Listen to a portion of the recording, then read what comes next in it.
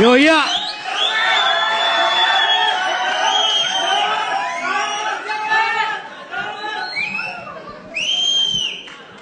Yoya. Akkam ooltan? Nagaa jirtanii? Biyya tana beeyta amma durallee dhufe dhokadheetiin dhufe. Maqaa fuula jijjiirradhe. Baga maqaa fi fuulanillee walitti baane.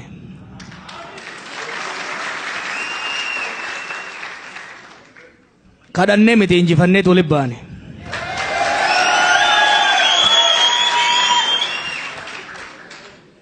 Warra nu dhoyse boolla dhoysa darbineetiif abbaane.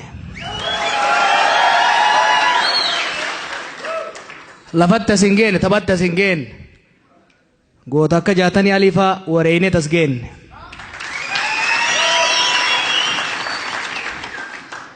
Har'a Oromoon biyya fi bilisoomsitee Itoophiyaa guutuu bilisoomsitee Afrikaa bahaatti eega nagaa fidde booda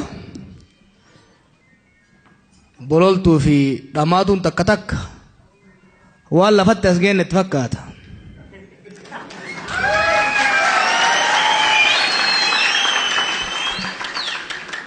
Hunda dura hawaasni keenya kan Nairobi, Oromoonni Keeniyaa keessa jirtan, hawaasni Soomalee, hawaasnummaan hundumtuu qophii bareedaa kana qopheessitanii asii wal arguu keenyaaf hedduu galatooman jedha.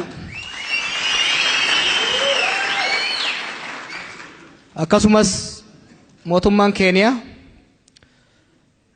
ifatti illee nu deeggaruu baatu akka nu barbaannetti yeroo dheeraadhaaf waggoota 30 oliif ilmaan Oromoo biyya isaaniitti irraa ari'amanii du'adheef asitti kooluu galan tiisee diina irraa dhoorgee yeroo tokko tokko illee poolisiin isin gurgurattu.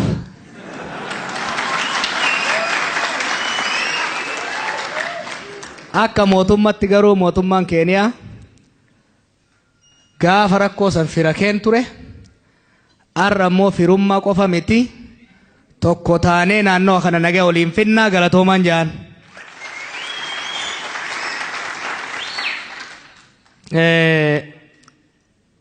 Daldaltoonni yookiin immoo warri biizinasii magaalaa kanaa OMN deeggaruuf hawaasa keenya cimsuuf amma duras baqattoota keenya gargaaruu irratti waan gootaniif hedduu isin galateeffannaa.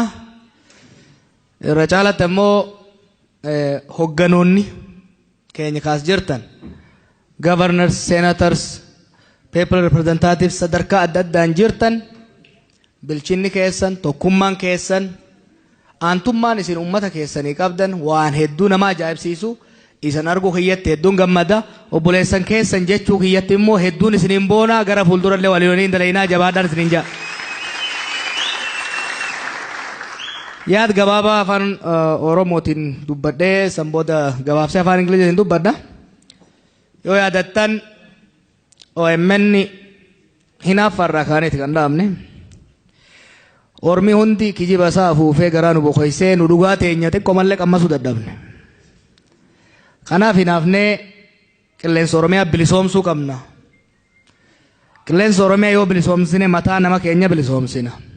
Mataa nama keenya walitti yoo bilisoomsine tokkummaa isaa cimsina. Tokkummaa isaa yoo cimsine Oromiyaa ni bilisoomsine jenneeti muranneeti seenne.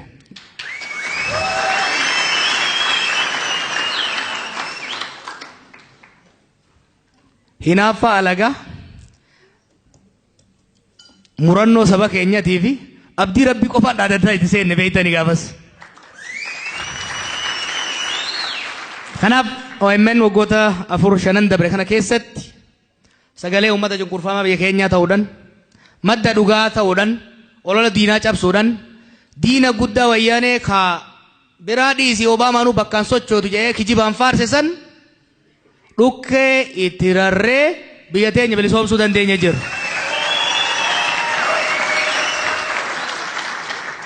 Akkuma gaafan Finfinneetti deebi'ee dubbadhe qabsoon saba keenyaa boqonnaa tokkoffaa waggaa 50 itti xaaraa turre itti dhumaa turre injifannoodhaan goolabuun gara boqonnaa itti aanu dabartee jirti. Boqonnaan itti aanu boqonnaan duraa ka sirna abbaa irree barbadeessuu fi awwaaluti. Sanee garaa wannee ka itti aanu biyya teenya ittiin jaarruudha jechuudha. Governance policies itti ce'uudha qabna. Hoggaa gara poolitikaa itti aanutti akkaahuu kutaa qabsoo itti aanutti dabarru akkuma gaafa qabsoo san naamusa guddaan tarsiimoo guddaan itti deemuudha barbaachisa. Tokkummaa keenya cimsuudha barbaachisa. Biyya immoo hoggaa jaarru of qofaaf osoo hin ta'in akkuma of bilisoomsinee uummata bal'aas bilisoomsine. Akkuma of bilisoomsinee gaanfa Afrikaatti nagaa finne. Biyya hoggaa jaarru biyya jaaruu jechuun sirna dimokiraasii gadi jaaruudha. Biyya jaaruu jechuun bilisummaa gadi cimsuudha. Biyya jaaruu jechuun nagaa buusuudha. Biyya jaaruu jechuun misooma jechuudha. Misooma Oromoon kophaatti hin duroomtu. Somaalee malee kophaatti hin duroomtu. Amaara malee kophaatti hin duroomtu. Oromoon Itoophiyaa bilisa baaftetuun Itoophiyaa dimokiraatessuudha qabdi. Bilisummaa itti fiduudha qabdi. Dimokiraasiin misoomni Itoophiyaa immoo misoomaaf dimokiraasii nagaa Keeniyaatiin alatti hin ta'u. Kanaafuu kutaan itti aanu itti qabsoo itti aanu wanni guddaan hojjetamuu qabu nagaa nu jidduu fi nagaa ollaa misooma keenyaa fi misooma ollaa walitti hidhuudhaan deemuudhaaf jechuudha. Kanaaf OMN gaafa Minnesotatti jaarru qilleensa Oromiyaa bilisoomsinee uummata keenya bilisoomsuudhaaf. OMN Nairobitti hoggaa bannu kaayyoo lama qabanneeti. Kutaa qabsoo kutaa lammaffaa the second phase of the struggle waan ta'eef. Achi keessatti OMN kan bannu waan lama bakkaan ga'uudhaaf. Tokko hawaasni keenya kan Keeniyaa keessa jiru ka afaan kana dubbatu. Mombasa irraa hamma reediyoon tun dhagahamuu dandeessutti Keeniyaa keessa jiru kun hundi afaan tokko dubbata. Seenaa tokko qaba. Waliin cunqurfama. Waliin marginalize ta'a. Waliin beeku. Waan walii quban qabu. Hunduu moggatti bakkuma bakkoota adda addaan jira. Kanaaf aadaansaa, afaansaa, eenyummaansaa, dantaasaa akka walii baratu. Miidiyaa kana qabannu ummata Oromoo, ummata afaan Oromoo dubbatu Keeniyaa keessa jiru cufaafi jechuudha. Tokko isaan humneessuuf isaan cimsuuf. Ummanni Northern Frontier jedhamu kun yeroo dheeraadhaaf rakkoolee keessa jiru kana at least gama miidiyaatiin ofirraa himate reefu gafannan maal jee miidiyaa kumaatamatu magaalaa kana jira jee. Ka ummata kana walii hidhu garuu dheengadda ka asliin faasan eegalan saniin alatti hin jiru. Kanaaf miidiyaa kana asitti fidnee ummanni keenya kun akka wal baratu akka wal qabatu tokkummaa isaa akka cimu dantaasaa immoo biyya tana keessatti akka eeysifatu humna itti horuufi tokkoffaan kana. Kalammaffaa ummat keenya kaas jiruu fi ka Itoophiyaa keessa jiru bakka adda addaa jiru walitti nu barbaanna. Maaliif Ali Waariyoo kun yeroo lama OMN irra dhiyaate Minnesota dhufe amma namni keenya ka Oromiyaa jiru hundi Oromoo keenya yettan Ali Waariyoo dubbata. Agartanii? Kanaaf ummanni keenya Ali Waariyoo hedduun Keeniyaa keessa akka jiran ummanni Harargee, ummanni Wallaggaa, ummanni Shawaa, ummanni Baalee akka beeku barbaanna. Hin barbaaddanii? Hin barbaaddanii? Diinni addaan nu facaasemi? Diina san ofirraa cabsineemi? Amma ummata keenya walii hidhuun qabnu ree? Walitti hidhuudhaaf deemna jechuudha. Soo kaayyoon lammataa ummata keenya kaas jiruu fi ka biyya isaa keessa jiru san walitti hidhu. Sanuma jalatti garuu akkuma reefu jeetti nageenyi Itoophiyaadha. Dimokiraasiin Itoophiyaa, misoomni Itoophiyaa nagaa fi misooma biyyoota ollaatiin alatti ta'uu hin danda'u. Keeniyaa fi Itoophiyaan gara kiiloomeetira 500 ol daangaa qaban. Hawaasni wal keessa jiraata. Hariiroo dippiloomaasii cimaa qabaatanii malee hariiroon dippiloomaasii isaan qaban sun keessattuu kan ummatoota daangarraa kana sirriitti hirmaachisee miti. Kanaaf ummatoota gama lachuu jiran kana empower gochuudhaan sagalee itti kennuudhaan hariiroon dippiloomaasii diinagdeef siyaasaa Keeniyaa fi Itoophiyaa the bilateral relationship bakka amma jirurraa sadarkaa guddatti akka ol ba'u. Gaafa OMN laawunchi goone OMN hin dandamu osoo jedhan dandeenye gaafa laawunchi goone Maarch 1 2014tti ummata keenya ka diyaasporaatiin biqiltuu isinii dhaabne aduu irraa dhoowwaa bishaan jala buusa guddifadhan jedheen ummanni keenya diyaasporaa waggaa 4% 100 mootummaa tokko irraa sumurii osoo argatiin OMN asiin ga'ee biyya isaa bilisoomse. Isinillee warri Keeniyaa miidiyaa kana gargaara miidiyaa kana bira dhaabadhaa hoggansa isaa cimsa nama ijoollee keessa hojjetan jajjabeessa yaada kennaaf gorsa akka reefu gabarnaa jeessanitti miidiyaa jabaa akka ta'u har'a hunoo isiniif kenne amma booda waan gootan isintu beeka. Osoon hin finne waan tokkoon jechuu barbaada. Waggoota dabre kana keessatti ummata keenya wal nyaachisaa turan. Keessattuu lolli Somaaleef Oromoo jidduu godhame the most senseless and the stupidest of all wars. Maaliif ummanni Oromoof Somaalee waan waliin dhabe malee waan waliin balleesse hin qabu. Ummanni Oromoo Somaalee waliin koloneeffatame, waliin cabe, gaafa rakkanne Moqdishoo deemne harkeessa deemne warra dahoo nuu ta'e warra bilisummaaf jecha waliin awwaalame. Ummata san sheeytanni wayyaanee jaaniin sheeytana xiqqaa abdiilee jaaniif fayyadamtee waliin naqaa turte. Istiraatejjiin keenya dura sheeytanicha guddaa achirraa buqqaasu. Wayyaanee kuufeefnaan abdiilee bakka buqqaafne.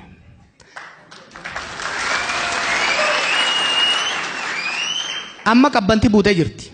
Lolli daangarraa dhaabatee jira. Lola dhaabuu qofa miti kaayyoon keenya. Kaayyoon keenya ummata kana lamaan jidduutti nagaa buusuu qofa osoo hin taane ummanni lamaan kun cimee utubaa guddaa ta'ee gama diinagdeetiin Moqdishoo irraa hamma Finfinneetti, Jibuutii irraa hamma Naayiroobiitti wal qabatee waliin akka ka'u halkanii guyyaa irra hojjetaa jirra. Mooyyalee magaalaa bareedduu san mee rabbii jaalala. Magaalaa bareedduu san gateway nuuf biyya alaa kamittuu kan geessu Mooyyalee. Magaalaa vibrant taate san kontrabaandii koloneetoo wayyaanee lamaa jecha ummata keenya Booranaa fi Garrii wal ficcisiisaa turan. Lola sadirraa Mooyyalee aspaaltii gama kaan baasanii gama kaan baasanii namni gadi bakka lama bahee walitti ijaba baasa wal fixa. Karaa sanirra kontrabaandii ooffatu garuu jara kaan ture. Jara kaan amma kontrabaandii oofuun danda'an of keessaa baafnee jira. Nageenyi immoo deebi'ee ummanni keenya waliin jiraachuu eegalee jira. Rakkoolee xixiqqoo jirtu. Manguddoo biyyaa wajjin, abbootii gadaa wajjin, ugaazota wajjin, hayyoota wajjin itti jirra. Yeroo gabaabaa keessatti akkuma deengata dirree dhawaatti dubbii finne kan Mooyyaleellee finne waan lolaaf waan rabshaa finne amma booda waa'ee misooma waa'ee nagaa hojjenna. Kanaaf dhufuu kiyyatti hedduun gammadee gara fuuldurallee walitti deebinee waan gurguddaa pirojektii gurguddaa libseet kan laamuu sanii wal qabatullee rivaayivii ta'a. Cross border development hundi isaallee irratti hojjetamu jira. Muummichi ministeera Abiy lammaan hundumti isaanii kan irratti hojjechaa jiran mootummaasii fi bakka bu'oota keessa wajjin hojjetaa jiranii yoo isin cimtanii fi gargaarsa rabbii wajjin ta dabarte gundoo ta hafte guddoo jaa ummanni Harargeeti waa hedduu waliin dalagu jirra rabbi kadhadhaa. I will say a few words in English for those of you who don't understand. First, thank you for being patient as those who speak of Oromo have been communicating in 10 different dialects. It was hard even for me to understand, let alone for you. Thank you for being patient with us. Thank you for coming here. It's a pleasure to be here. As I've been telling our people, I've been sneaking to Nairobi for a little bit with different names and different faces. Now, the people who was forcing us to hide are no longer. We got rid of them. So we are free and my face is free. It's a pleasure to see you. I just want to say thank you to the government of Kenya. Although they were not openly or fully supportive of our struggle, they have been host to thousands and thousands of Oromos who have been fleeing persecution in Ethiopia. I don't think there has been any country that has hosted as large a refugee from Ethiopia as Kenya. If you go to Minneapolis, the Oromos and Somalis in Minneapolis pay allegiance to Kenya than their country. Most of the kids speak Swahili than Oromo or Somali. So that is testament to the fact that the Kenyan government has been very generous in hosting and protecting and also being a transit for our people who have made their way to Europe and America. I want to say thank you to the government of Kenya. But I want to say that's not the end of it. Now, we have liberated our country. We are freed from those who have been really using the border as a source of tension. It is time for the government of Ethiopia and Kenya to work together to lift the people on the border from poverty. Myself, our media, and the leadership will cooperate and assist the governments of both sides as they strive to strengthen their bilateral relationship, particularly on focusing on the border areas. We are establishing OMN specifically for this purpose. We aim to achieve two goals with establishing OMN in Nairobi. One, there are many clans of Oromos and Afan Oromo speakers in different parts of Kenya. We want to make sure they are able to communicate, to educate each other, to learn about each other, and to empower themselves through the media. Empowering the Afan Oromo speaking communities of Kenya, I believe, is essential to further strengthening the bilateral relationship between the governments of Ethiopia and Kenya. Because the Boronas, the Garris, and others are the bridge, the human bridge that connects these two countries. Rarely do countries share such a large community who live across both borders. Empowering these people through media will help us empower them through peace, through security, and through economy. Therefore, we are establishing OMN here. We are grateful for the assistance the Kenyan government is providing in licensing us, and we also expect further cooperation from the government as well as from the society here. We want to emphasize that we are here to empower our people. Most importantly, we want to empower the bilateral relationship.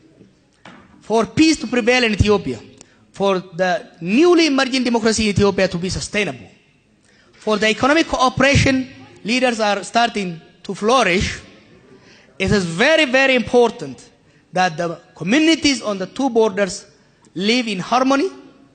They benefit from the economy. The bilateral relationship need to be based on empowering the border community. We would like to support on that area. Thank you very much, and God bless you.